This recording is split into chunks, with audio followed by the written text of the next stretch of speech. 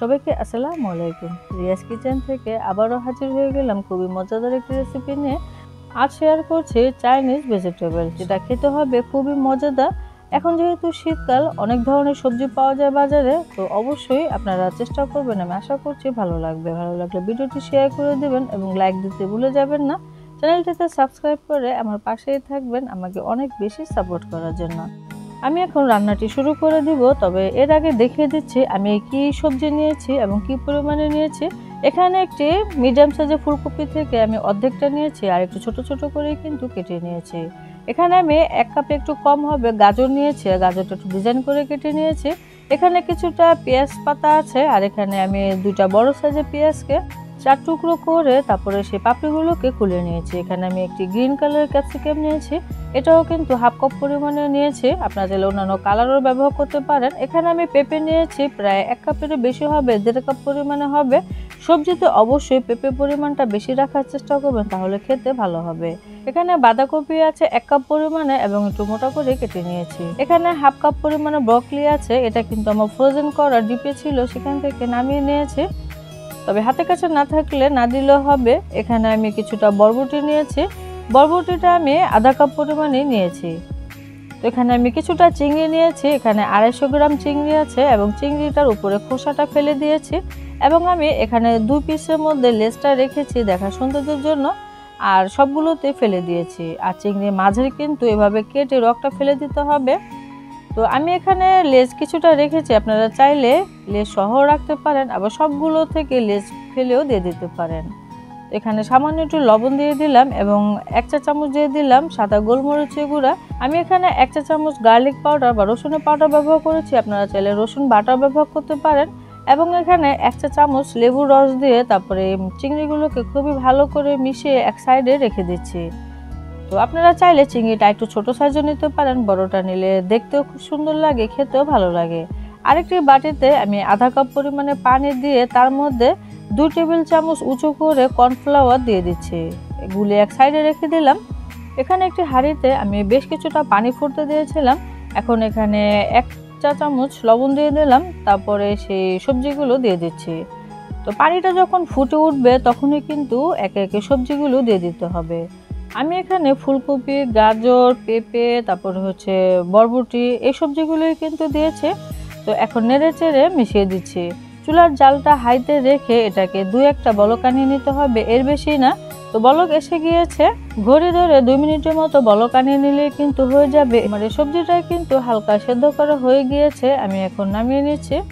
তো দেরি করা যাবে না, যত দ্রুত সম্ভব নামিয়ে নিলে কিন্তু ভালো। সবজিগুলোকে আমি একটি ছিদ্রযুক্ত চালনিতে উঠিয়ে নিয়েছি, এখন কলের নিচে রেখে সামান্য কিছুটা পানি দিয়ে দিতে হবে। আপনারা চাইলে ফ্রিজে ঠান্ডা পানিও কিন্তু উপরে দিয়ে দিতে পারেন, এতে করে এই সবজিগুলো আর অতিরিক্ত ওভারকুক হয়ে যাবে না। এখন আমি আমার সবজিটা রান্না শুরু করে দিব, সেজন্য চুলায় একটি প্যান বসিয়ে এখানে 2 টেবিল চামচ পরিমাণে সয়াবিন তেল দিয়ে দিলাম। তো তেলটা যখন গরম হয়ে যাবে তখন এখানে সে মেখে রাখা চিংড়ি মাছগুলো দিয়ে দিচ্ছি। চুলার জালটা আছে মিডিয়ামে রেখে এই চিংড়িগুলোকে উল্টে পাল্টে খুবই সুন্দর কালার আসার আগ পর্যন্ত ভেজে নিতে হবে। অতিরিক্ত ভাজবো না, তা না হলে আবার চিংড়ি মাছগুলো কিন্তু শক্ত হয়ে যাবে, সেক্ষেত্রে খেতে ভালো লাগবে না, চিংড়ির জুসিনেসটা নষ্ট হয়ে যাবে। তো আমি চিংড়িগুলোকে ভেজে নিয়েছি, নামিয়ে নিলাম। এখানে আমি আরও 1 টেবিল চামচের মতো সয়াবিন তেল দিয়ে দিলাম, তারপরে এখানে 1 চা চামচ করে আদা আর রসুন কুচি দিয়ে দিচ্ছি। তো রসুন আর আদা একবারে কুচি করে কেটে নিতে হবে, মানে মিহি কুচি। তো হালকা কিছুটা ভেজে নিয়েছি, এখন এখানে আমি পেঁয়াজ কলি দিয়ে দিচ্ছি আর ক্যাপসিকাম দিয়ে দিচ্ছি, আরও দিয়ে দিচ্ছি এখানে ব্রকলি। এই সবজিগুলো যেহেতু আমি হালকা ভাপও দেইনি, আর এই সবজিগুলো এমনিতে খুবই দ্রুত হয়ে যায়, তো এই সবজিগুলোকে এখন আমি হালকা তেলে ভেজে নেব। 2-3 মিনিটের মতো সবজিগুলোকে ভেজে নিয়ে এখন সেই সেদ্ধ করে রাখা বাকি সবজিগুলো দিয়ে দিচ্ছি। এখন এই সমস্ত সবজিগুলোকে আমি আরও 2 মিনিটের মতো নেড়ে চেড়ে মিশিয়ে নিচ্ছি বা ভেজে নিচ্ছি। তো চুলার জালটা কিন্তু এখনও হাইতেই আছে। তো 2-3 মিনিটের মতো এটুকু ভেজে নিয়ে এখন আমি চিকেন স্টক দিয়ে দিচ্ছি। অবশ্যই এই সবজিতে চিকেন স্টকটা ব্যবহার করার চেষ্টা করবেন, চিকেন স্টকটা বানানো খুবই সহজ। মুরগির কিছু পরিমাণ হাড়কে সামান্য একটু আদা, রসুন, গোলমরিচ, লবণ দিয়ে বেশ কিছু পরিমাণে পানি দিয়ে সেদ্ধ বসিয়ে দিলে কিন্তু চিকেন স্টক হয়ে যায়। এখানে কিন্তু আমি আমার বাকি সবজিগুলো দিয়ে দিয়েছি, দিয়ে এখন নেড়েচেড়ে মিশিয়ে দিচ্ছি। আমি এখানে প্রায় 3 কাপের মতো চিকেন স্টক ব্যবহার করেছি। এখন এখানে আমি লবণ দিয়ে দিচ্ছি 1 চা চামচ উঁচু করে এবং 1 চা চামচ উঁচু করে দিয়ে দিলাম সাদা গোলমরিচের গুঁড়া এবং এখানে 2 টেবিল চামচ দিয়ে দিলাম সয়া সস। সবজির পরিমাণটা বুঝে আপনারা মশলা পরিমাণটা বাড়িয়ে বা কমিয়ে দিয়ে দিতে পারেন। চুলা জালটা কিন্তু শুরু থেকে শেষ পর্যন্ত হাইতেই থাকবে, কারণ চুলা জালটা লোতে থাকলে সবজি কালারগুলো কিন্তু নষ্ট হয়ে যাবে। আমার এই সবজিটা কিন্তু বলক এসে গিয়েছে। এখন আমি সে গুলিয়ে রাখা কর্নফ্লাওয়ার দিয়ে দিচ্ছি। তো কর্নফ্লাওয়ারটা দেওয়ার সাথে সাথে এভাবে নেড়েচেড়ে দিতে হবে, তা না হলে আবার এক জায়গায় কিন্তু দলা পেকে যাবে। তো যতটুকু ঘন আসলে আপনারা পছন্দ করেন ঠিক ততটুকু পরিমাণে কর্নফ্লাওয়ার দিয়ে দিতে হবে। যদি মনে করেন প্রথম অবস্থায় পাতলা হয়ে গিয়েছে, তাহলে আরও কিছুটা পানিতে সামান্য কিছুটা কর্নফ্লাওয়ার গুলিও কিন্তু পরবর্তীতে দিয়ে দিতে পারেন, তাহলে কিন্তু নিজেদের পছন্দ অনুযায়ী ঘনত্বে এসে পড়বে। তো আমি চিংড়ি মাছগুলো কিন্তু দিয়ে দিলাম।